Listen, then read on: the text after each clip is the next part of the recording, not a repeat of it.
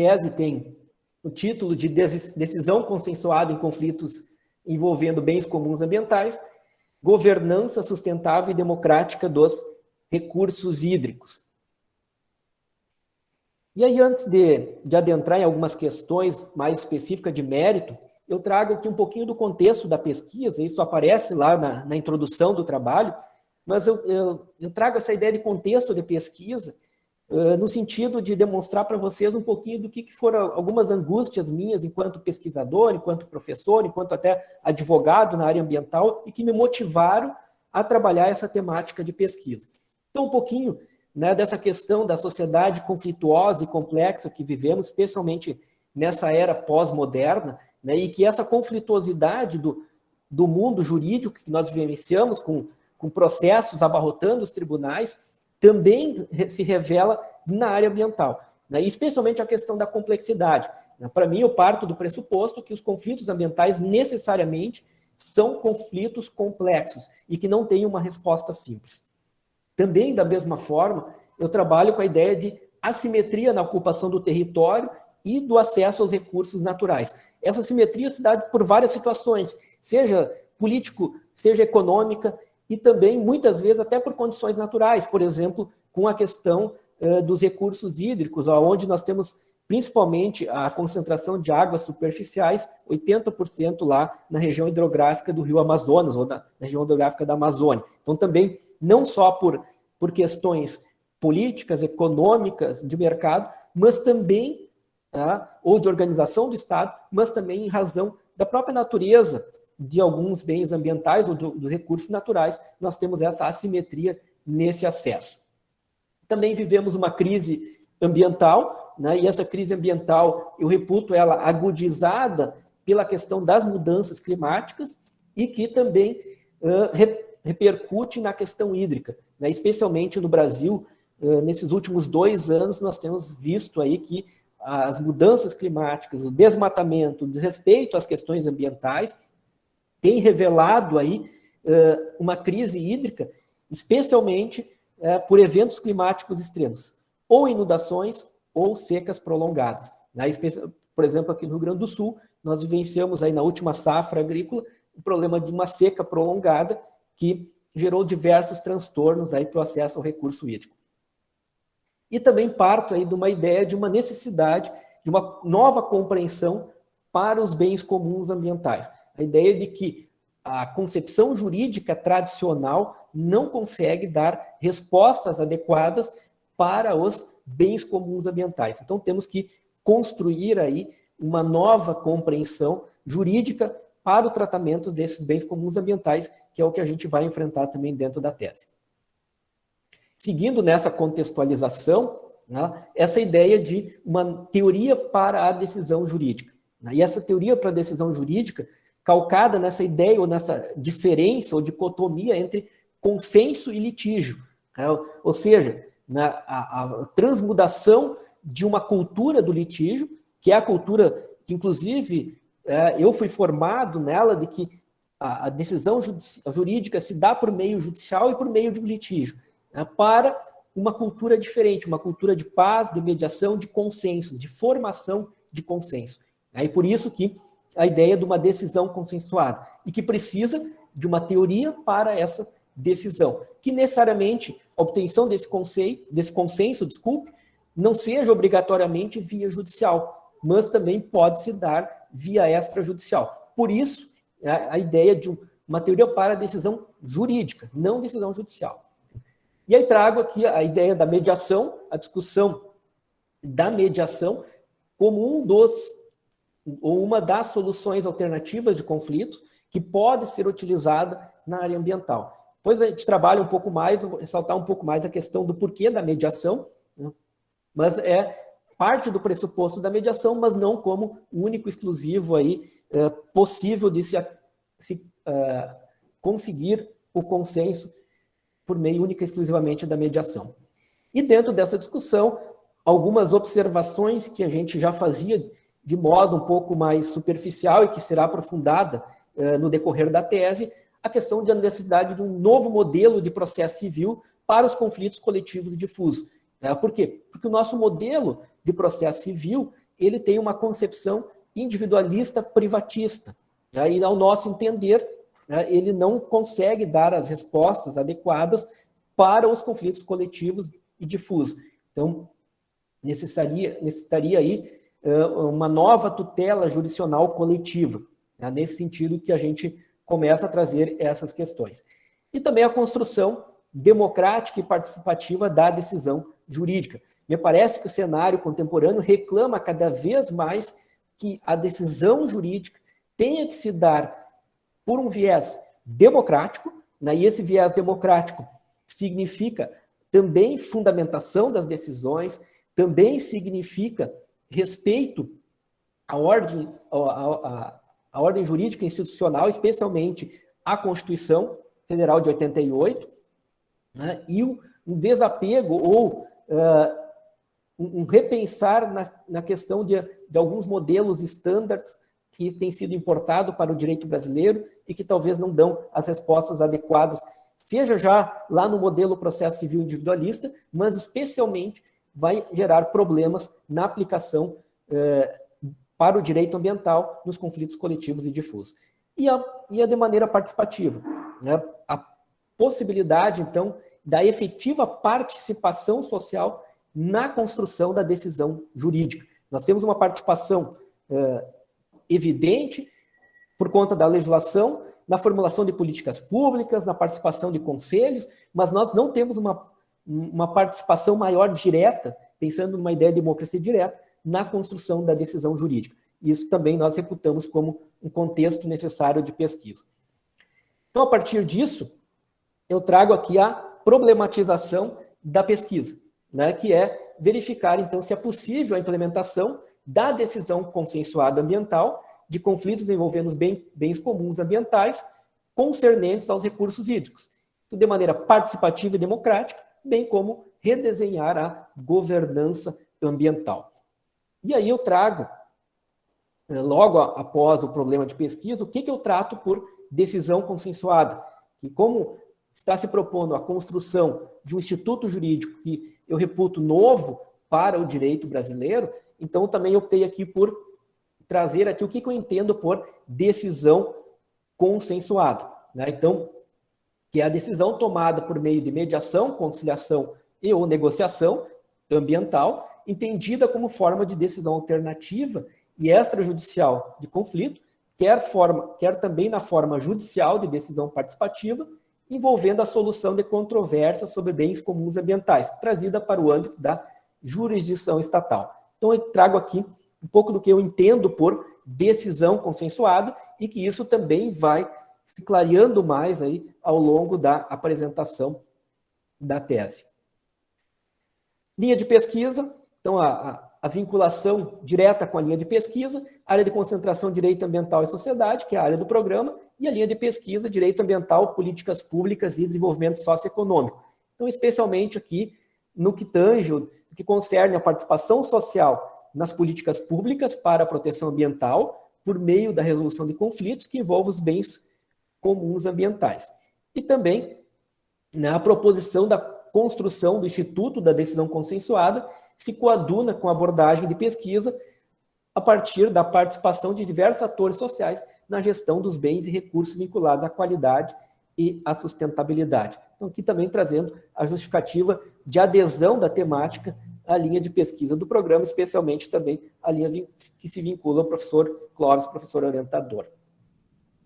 Objetivo principal, propor a decisão consensuada ambiental nos conflitos envolvendo os bens comuns, como meio alternativo, extrajudicial e judicial de solução de conflitos, como forma de decisão jurídica ambiental com vista a uma nova governança ambiental e sustentável e democrática. Objetivos específicos, que vai refletir cada um dos capítulos. Então, refletir acerca dos principais contornos dogmáticos jurídicos da mediação ambiental no território brasileiro. Analisar a teoria dos bens comuns ambientais e sua relação com o direito, com vistas à sua racionalidade jurídica e aplicação prática, sustentável e democrática. E analisar os pressupostos teóricos durkheimianos em face da decisão jurídica ambiental. E quarto, abordar a decisão consensuada como método alternativo à jurisdição estatal tradicional civilista, privatista, para a solução dos conflitos envolvendo os bens comuns ambientais, com vistas a uma nova forma de decisão jurídica ambiental sustentável e democrática. Então, esses são os objetivos específicos, cada um deles também significa aí cada capítulo da tese. Metodologia, a teoria de base. Então, para formar o quadro teórico, eu trago os autores trabalhados a partir da crise ambiental e da análise epistemológica, Henrique Leff, Bruno Latour, François Ost, Amartya Sen, Ligia Lipovetsky e Roger Scruton.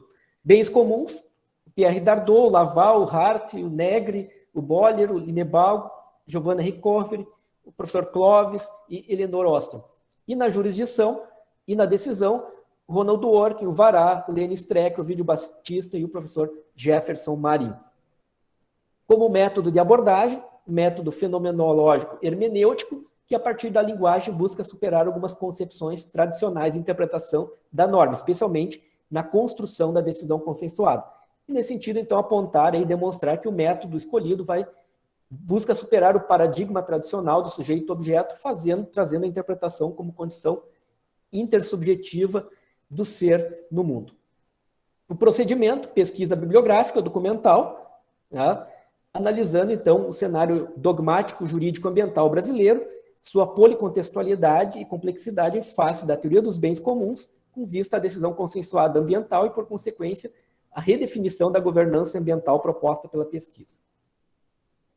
Como técnica de pesquisa, fichamento de livros, tabelas, sínteses da bibliografia, enfim, e então passo aí a trabalhar especificamente as questões, então, de mérito, vamos dizer assim, do trabalho, e aí, para não cansá-los, eu trago aqui os tópicos de cada capítulo, e aí vou discorrer um pouquinho sobre cada um deles. Então, primeiro capítulo eu trago, os delineamentos dogmáticos jurídicos da mediação no território brasileiro e trabalho esses 3 itens. Os pressupostos dogmáticos da mediação, na análise da legislação brasileira e sua interface com os recursos hídricos, como se decide no Brasil, a insuficiência do modelo de processo individual romano-cristão para a solução dos conflitos coletivos e difusos e a standardização do direito e a concepção variatiana de mediação, decisão ecológica e democrática nos conflitos ambientais. No primeiro item, eu trago, então, a análise da mediação, um instituto que é utilizado no sistema jurídico brasileiro de maneira judicial e extrajudicial também, né? E aí ele trabalha com essa ideia de trazer, a partir daquilo que diz o Vará, né, a formação de uma cultura de paz.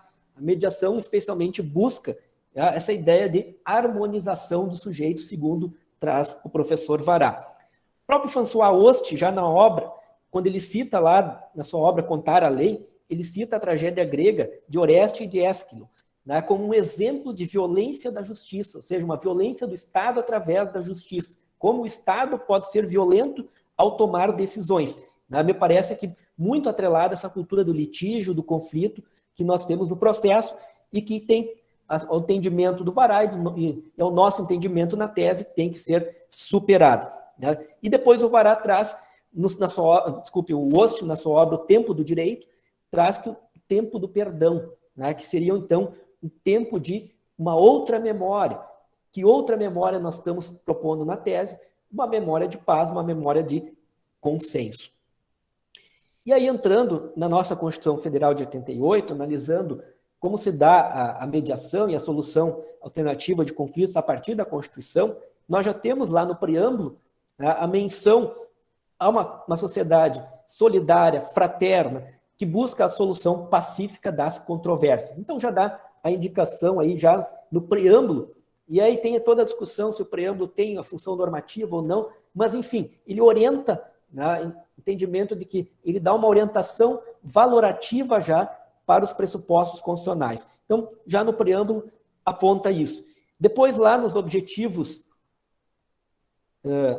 fundamentais, também temos aí a sociedade livre, justa e solidária, lá no artigo 3º. No artigo 4º, nós temos também a questão das relações internacionais, onde também se propõe aí uma solução pacífica dos conflitos. No artigo 1º, parágrafo único, traz o princípio democrático, e aqui especialmente a democracia direta. E, aliás, né, a democracia direta parece, né, que nas democracias contemporâneas liberais, justamente é o que tem se dado aí a maior ênfase. Busca-se por maior participação social nas tomadas de decisões do Estado. E aqui também se defende a tomada de decisão jurídica, né? Então, dentro da fraternidade também, que é de inspiração liberal, de respeito aos direitos humanos, de acesso à justiça, né? E esse acesso à justiça não significa única e exclusivamente, né, o acesso ao judiciário, né? Dentro lá das ondas de acesso à justiça, nós também temos aí os meios alternativos de solução de conflitos, né? E esse acesso à justiça tem que se dar numa ideia de participação pública na decisão jurídica, né? E essa participação nós já temos visto em vários documentos internacionais que falam da participação ambiental. Por exemplo, na Declaração do Rio sobre Meio Ambiente e Desenvolvimento, na Convenção de Aarhus, no artigo 9º, no Acordo de Escazú, no artigo 8º, nos ODS, especialmente no objetivo 16, que fala promover as sociedades pacíficas e inclusivas, e também essa participação. Então, a participação me parece algo importante e atônica, né, nesse modelo liberal de Estado contemporâneo. E aí a mediação no Brasil. Como se dá aí a mediação na legislação brasileira? Nós temos mediação no Código de Processo Civil, na Lei de Mediação, a Lei 13.140, na Resolução 125 do CNJ, na Lei de Política Nacional dos Recursos Hídricos, a 9433, quando atribui lá aos comitês de bacia, e aí depois eu vou falar um pouquinho mais sobre isso, porque lá fala em arbitrar os conflitos, né, e aí eu entendo que aí é um erro na legislação, e que o entendimento seria, então, justamente mediar os conflitos existentes na bacia. Nós temos também na Lei da Ação Civil Pública, a Lei 7347 de 85, lá no termo de ajustamento de conduta, né, uma forma um pouquinho diferente, mas que também pode ser aí trazida aí no contexto da mediação. Alguns autores defendem isso, e eu vou trazer um exemplo rapidinho daqui a pouco, justamente que comprova essa questão também.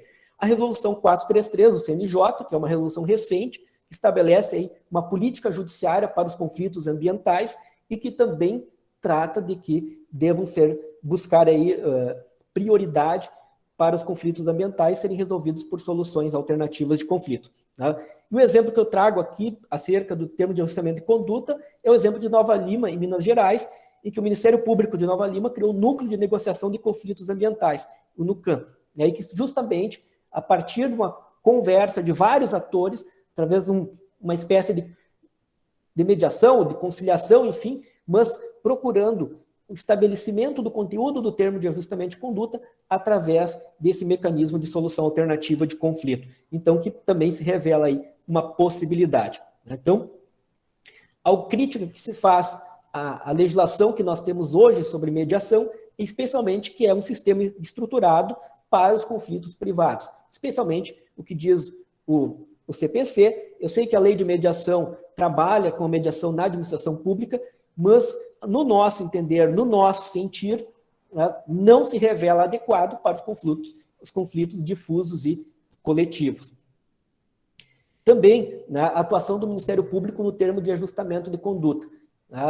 Em que pese nós temos esse exemplo de Nova Lima, ainda nós temos a atuação do Ministério Público como um sujeito que, de certa forma, tem um poder maior na negociação do termo de ajustamento de conduta, porque se o termo não for aceito, se o ajustamento de conduta não for aceito, isso provavelmente redundará numa ação civil pública. E me parece que não seja adequado o mesmo sujeito ou o mesmo órgão que vai trabalhar uma ideia de mediação, de conciliação, seja o mesmo que também vai entrar com a ação judicial. Então aí tem um argumento de autoridade, um argumento de poder, enfim, que me parece não tão adequado quando se trata lá de um termo de ajustamento de conduta, né?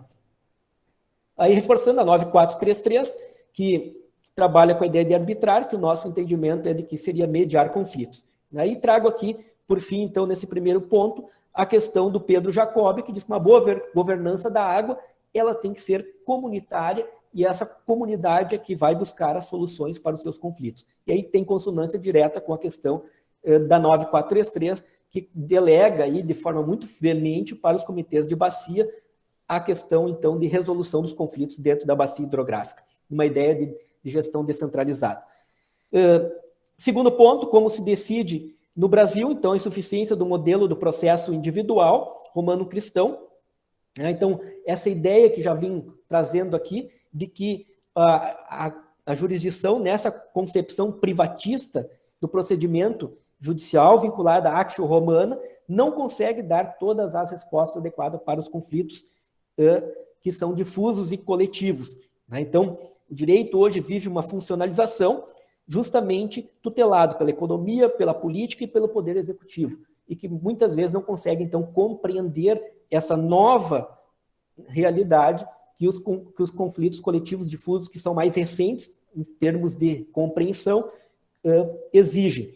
Então, está dentro daquilo que o professor Ovídio Batista chama de cegueira ideológica, justamente essa não capacidade de compreensão dos conflitos ambientais. Então, necessita o quê? Um coletivo.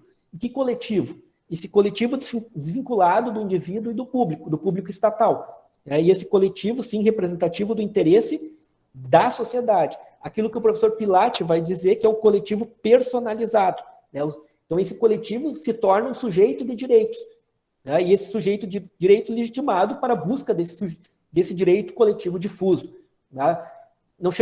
Não é objeto da tese, mas poderia-se fazer a comparação aqui, por exemplo, em algumas constituições da América Latina, onde já tem aí a natureza como sujeito de direitos. Então, o professor Clóvis Malinverne coloca que esse sujeito coletivo carece de uma alma coletiva. Seria, então, uma ideia de uma reengenharia da racionalidade processual coletiva, que não temos aí no processo individual. Quem é esse coletivo que a gente tanto fala? São as ONGs, são as associações de moradores, os responsáveis pelo empreendimento, o órgão ambiental, os comitês de bacia, os municípios, enfim, esses sujeitos que representam a sociedade, que tem essa representação de participação social da sociedade, que são esse coletivo. E esse coletivo, então, reforçando, não é o público estatal.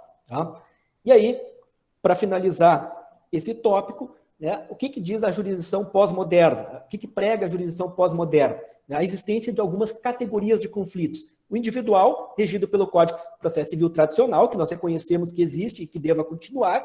O coletivo impróprio, que tutela direitos difusos regulados pela Lei da Ação Civil Pública e pelo Código de Defesa do Consumidor. E aqui vai se trazer o quê? Uma ideia de um terceiro, que é o coletivo próprio, com lógica participativa e não adversarial, que tem fundamentação constitucional. Então, o que supera essa insuficiência do modelo individual aí na solução dos conflitos coletivos e difusos. Num terceiro tópico, trago aqui a questão da estandardização do direito e a concepção varatiana de mediação, decisão ecológica e democrática dos conflitos ambientais. E parto da primeira premissa. A decisão jurídica, ela tem responsabilidade política.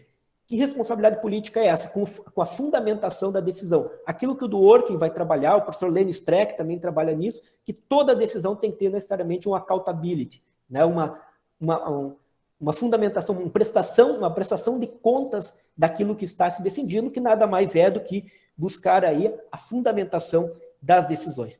E aí trago aqui uma passagem do professor Jefferson Marin, que diz o seguinte, que o judiciário vive a calenda da industrialização decisional, da massificação despersonalizada dos julgados, olvidando as pessoas que ainda insistem em existir e ser a razão dos pleitos que batem à porta do Estado, juiz. Então, é justamente isso que a gente quer trabalhar de forma diferente. Essa industrialização decisional não consegue compreender todas as minúcias ou todas as necessidades que se expõem a partir de um conflito coletivo e difuso, como é a questão ambiental.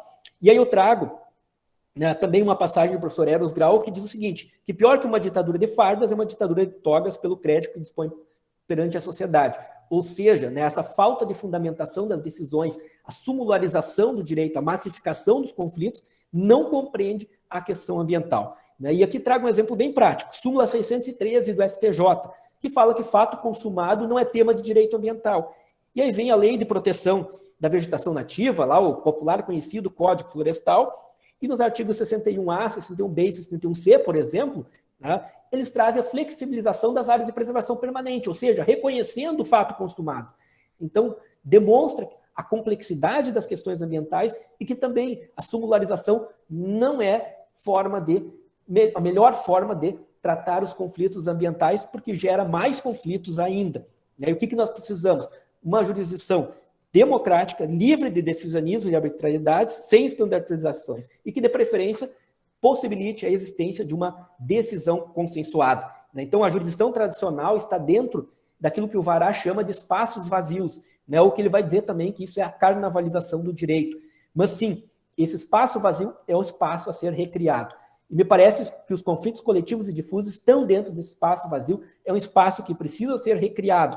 Recriado através do quê? De uma jurisdição democratizada, uma participação cidadã, numa ideia de cidadania ambiental trazida pelo professor Morato Leite. E aí a mediação desponta como uma forma ecológica e democrática para recriar esse espaço vazio, para criar uma decisão jurídica que tenha uma cidadanização do jurídico, um espaço cidadanizado do jurídico, conforme diz o Vará, superando o normativismo e a cultura da judicialização dos conflitos.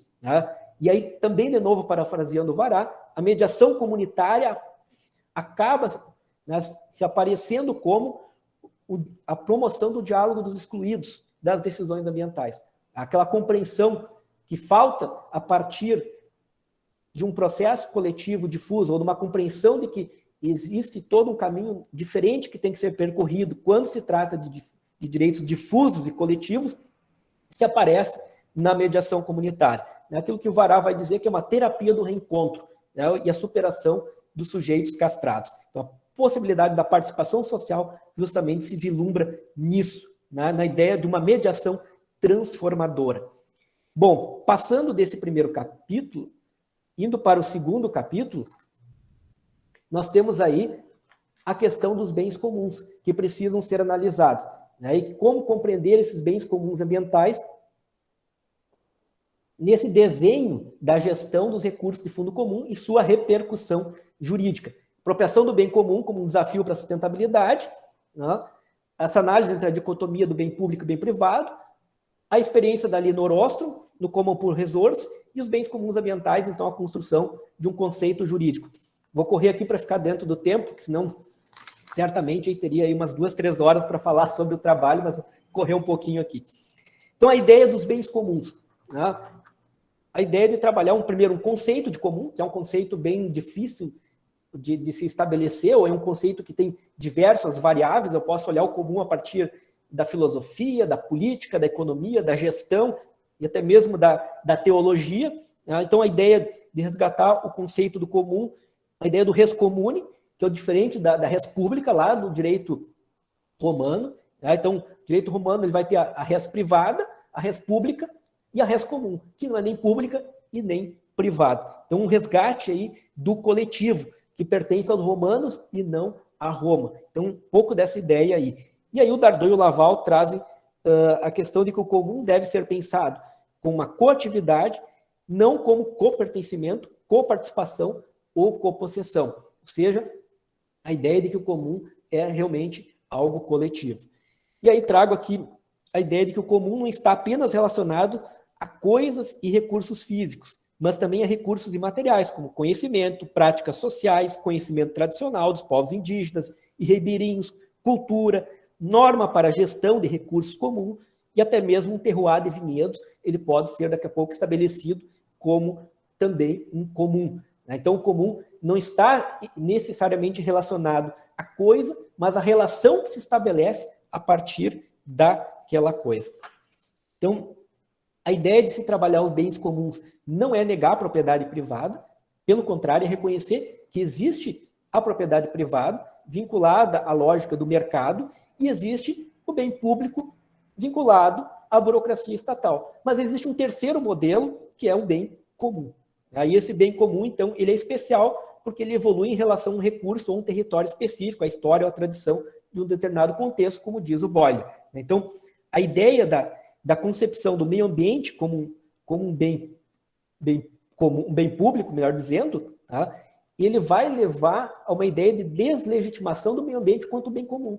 E muito nós temos a ideia do meio ambiente como um bem público, ou, pelo menos, se não for um bem público, mas um bem gestado pelo poder público.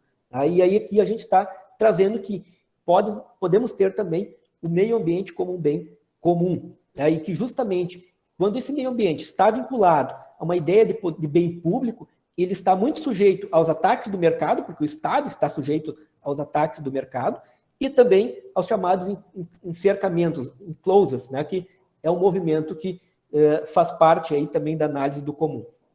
E a gente traz que a ideia, então, é que nas comunidades locais, organizadas e geridas com intuito comum, é que se consegue, então, evitar a exploração e a degradação e a destruição do meio ambiente e da cultura local. Então, tem também essa compreensão. E essa compreensão, ela caminha justamente ao encontro do que diz a Elinor Ostrom. Justamente quando a Elinor Ostrom traz aí a sua experiência da Common Public Resource, ou seja, análise dos recursos de fundo comum, quando ela justamente faz o contraponto ao Harding, o Garrett Harding, da Tragédias do Comum. Quando o Harding diz, olha, a única possibilidade de preservação do meio ambiente é através da propriedade privada. E a Elinor Ostrom vai dizer, não é só através da propriedade privada. Também, através da gestão dos recursos de fundo comum, é possível, sim, também preservar o meio ambiente, especialmente nas comunidades locais, aquilo que foi a pesquisa empírica dela, trabalhada no seu livro Governo de Commons.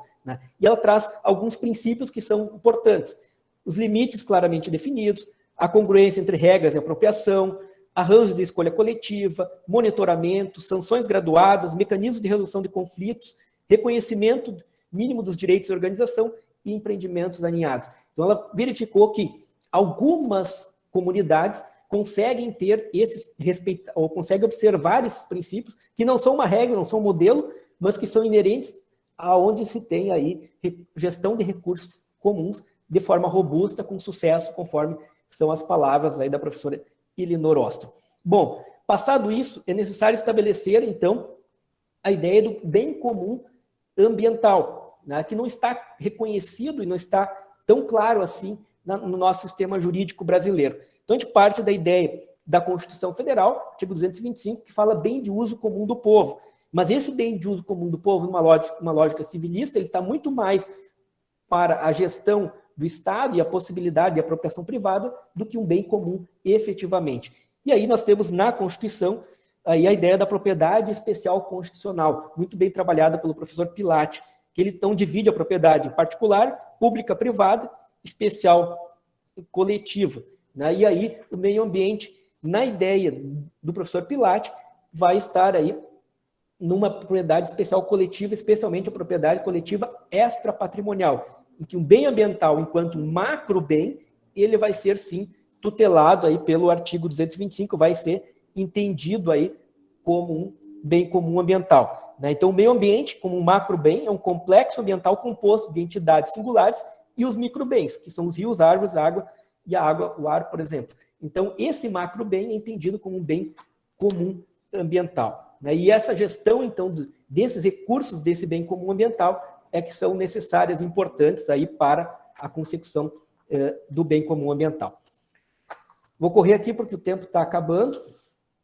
Os pressupostos do Ronald Dworkin, então, eu trago a teoria do Dworkin como uma forma de trabalhar, então, e fundamentar uma decisão jurídica ambiental consensuada para os conflitos ambientais, trabalhando algumas categorias do Dworkin: integridade, coerência, comunidade de princípios, metáfora do romance cadeia, igualdade de recursos.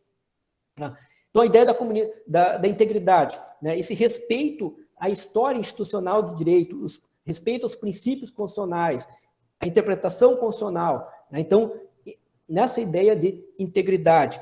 E a coerência no sentido de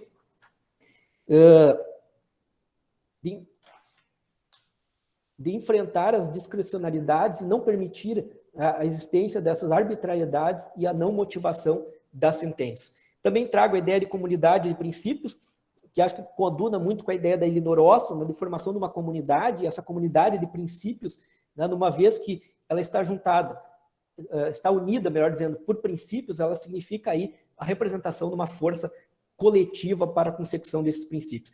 A ideia do romance em cadeia, a ideia de que o romance é escrito por vários autores, né, e o juiz ele é apenas mais um romancista na cadeia. Então, ou seja, esses vários atores, ou autores, melhor dizendo, né, que buscam o melhor romance possível, também significa aí a consecução das partes produzirem esse romance, né, na ideia de que o Dworkin traz aí o juiz Hércules, como a metáfora do juiz Hércules, que é o juiz que ele não vai produzir o direito, ele vai construir o direito a partir da construção conjunta com as partes, né? Então, nessa ideia. E, por fim, a teoria da igualdade de recursos, a partir de um leilão inicial para que todos tenham as mesmas condições, igualdade de acesso aos recursos e um mecanismo de seguro para proteger aqueles que não têm as mesmas condições de acesso aos recursos. Por fim, ao último capítulo, então, que trabalha a decisão consensuada. Primeiramente, uma contextualização da questão da gestão a partir de uma conjuntura dos recursos hídricos, trazendo que o Brasil tem 12% das reservas de água doce do planeta, então um país que tem as maiores reservas, 80% disso está lá na Amazônia, uma distribuição desigual, né? Temos aí uma crescente no aumento de demanda de água, em torno de 23% até 2030, e um aumento nos conflitos por conta da utilização da água, né? E isso faz com que a gente tenha que olhar, então, com um diferencial essa questão, porque os conflitos estão aumentando e precisam de uma decisão de forma mais adequada, vamos dizer assim, numa linguagem dworkiniana, né? Então, especialmente a questão das mudanças climáticas e os eventos climáticos extremos têm produzido cada vez mais esses conflitos. E me parece que a partir disso, então, a sustentabilidade é um princípio norteador para que se tenha aí a gestão e regulação dos recursos hídricos. E aqui salientando que o foco da regulação, da 9433, a Lei de Política Nacional dos Recursos Hídricos, é um sistema, então, descentralizado, integrado e participativo, delegando justamente para os comitês de bacia, que é uma composição comunitária, o grande gestor comunitário das águas, sendo como o grande parlamento das águas, e também o que tem a função, então, de mediar os conflitos, aí no nosso entendimento, não arbitrário, mas mediar os conflitos e que envolvam, então, a questão da água. O nosso Estado, então, constitucional, é um Estado que tem que se permear aí pelo princípio da sustentabilidade. Trago aí, então, o exemplo do caso do Tribunal de Águas de Valência, como um contributo à realidade brasileira. A ideia era fazer um estudo em loco, mas não foi possível por conta da pandemia. Mas trago, então, né, a construção, e a ideia não é trazer aí o Tribunal de Águas de Valência como um modelo pronto acabado, um protótipo, como muitas vezes faz no Brasil, e se encaixa aqui no sistema brasileiro, ou se coloque, né, de cima para baixo. Não, de forma alguma. Mas é entender que a experiência do Tribunal de Águas de Valência, que é um tribunal de construção comunitária, consuetudinária, e que consegue resolver conflitos envolvendo água lá na região de Valência.